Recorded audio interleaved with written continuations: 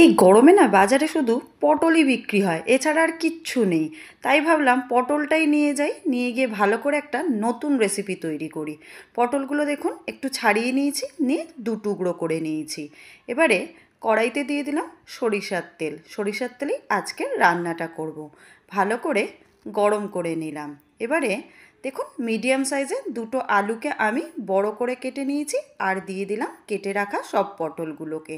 এবারে হলুদ আর নুন দিয়ে খুব ভালো করে একটু ভেজে নেব, যাতে কাঁচা গন্ধটা একদমই চলে যায়। দেখুন পটল আর আলু আমার খুব সুন্দর করে ভাজা হয়ে গেছে। এবার একটা অন্য পাত্রে তুলে নিচ্ছি।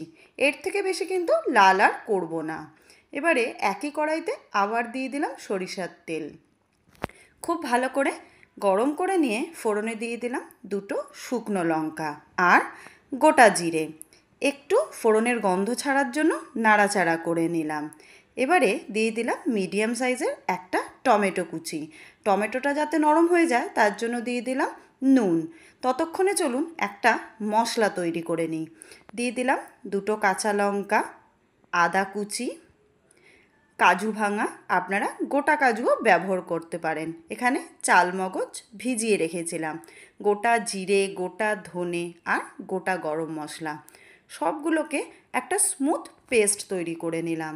ততক্ষণে দেখুন টমেটোটাও ভালোভাবে গলে গেছে। সেটাকে এবারে দিয়ে দিলাম মশলার মধ্যে। ব্যাস, এবারে 1 মিনিট ভালো করে নাড়াচাড়া করে নিয়ে দিয়ে দিলাম হলুদের গুঁড়ো আর লঙ্কার গুঁড়ো। খুব ভালো করে কষিয়ে নেব, একদম শুকনো শুকনো হওয়া পর্যন্ত। আর গ্যাসের ফ্লেমটাকে লোতে রেখেই রান্নাটা করব। মশলাটা দেখুন একদম শুকনো হয়ে গেছে। ভেজে রাখা আলু আর পটলগুলোকেও দিয়ে দিলাম। খুব ভালো করে 2 মিনিট কষিয়ে নেব মশলার সাথে, যাতে খুব ভালো করে মিশে যায়। এবারে মিক্সিং বোলের মধ্যে দিয়ে দিয়েছি 1 কাপ জল। সেটাকেও গ্রেভি তৈরি করার জন্য কড়াইতে ঢেলে দিলাম। খুব ভালো করে মিশিয়ে নিয়ে গ্যাসের ফ্লেমটাকে লোতে রেখে 10 মিনিট খুব ভালো করে ফুটিয়ে নিয়েছি, যাতে আলু পটলগুলো ভালোভাবে একদম সিদ্ধ হয়ে যায়। ঢাকনা খুলে দিয়ে দিলাম ড্রাই রোস্ট করে রাখা কসুরি মেথি। আর যেহেতু নিরামিষ রান্না তাই দিয়ে দিলাম 1 চামচ চিনি। এবারে দেখুন একটু নেড়ে নিয়ে আবার ঢাকা দিয়ে দিলাম। 2 মিনিট আবার ঢাকা দিয়ে ফুটিয়ে নিয়েছি। ব্যাস, একদম তৈরি হয়ে গেছে আজকের তরকারি। ওপর দিয়ে ছড়িয়ে দিলাম ফ্রেশ ধনে পাতা। বাহ, একদম তৈরি হয়ে গেছে নিরামিষ পটলের কোরমা। এটা বাড়িতে আপনারা অবশ্যই ট্রাই করবেন।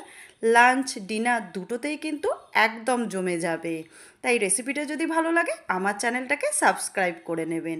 ধন্যবাদ। দেখা হবে পরের আবার নতুন কোনো রেসিপি।